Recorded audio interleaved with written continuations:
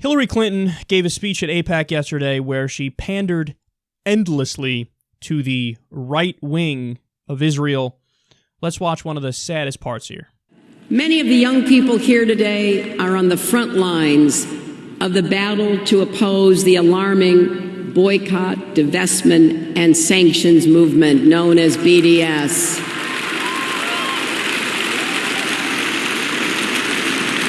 Particularly at a time when anti-Semitism is on the rise across the world, especially in Europe, we must repudiate all efforts to malign, isolate, and undermine Israel and the Jewish people.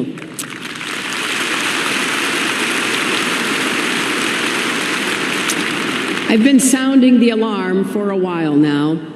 As I wrote last year in a letter to the heads of major American Jewish organizations, we have to be united in fighting back against BDS. Many of its proponents have demonized Israeli scientists and intellectuals, even students. To all the college students who may have encountered this on campus, I hope you stay strong. Keep speaking out. Don't let anyone silence you, bully you, or try to shut down debate, especially in places of learning like colleges and universities. That is the height of irony, because that's what you're doing.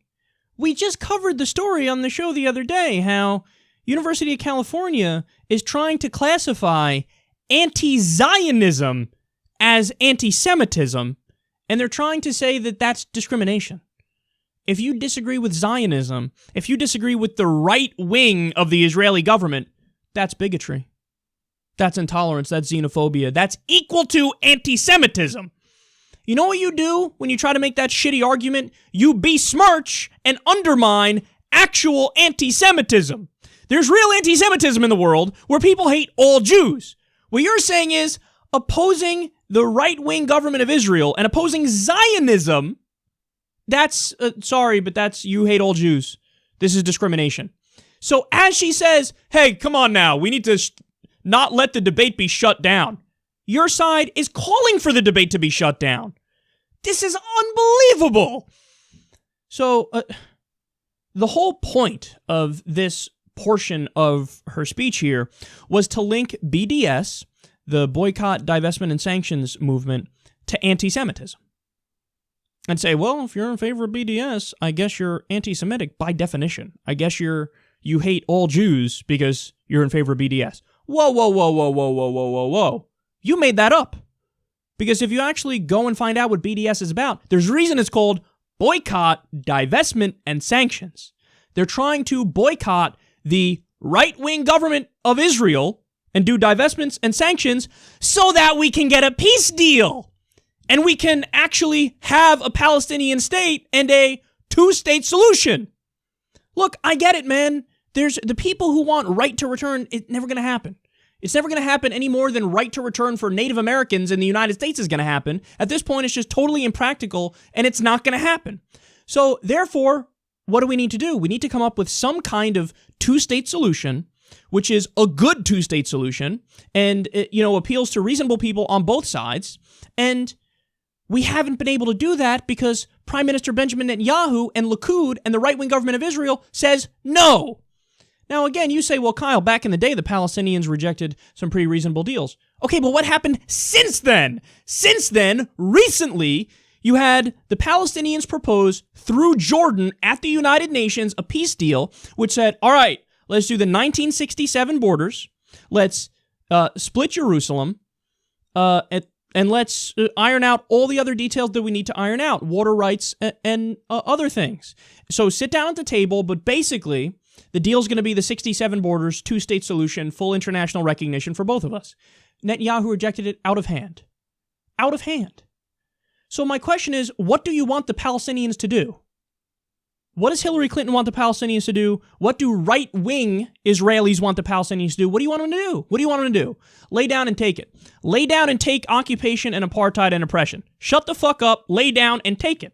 What do you want them to do? So apparently, when they go face-to-face with Benjamin Netanyahu, nope, this is unreasonable.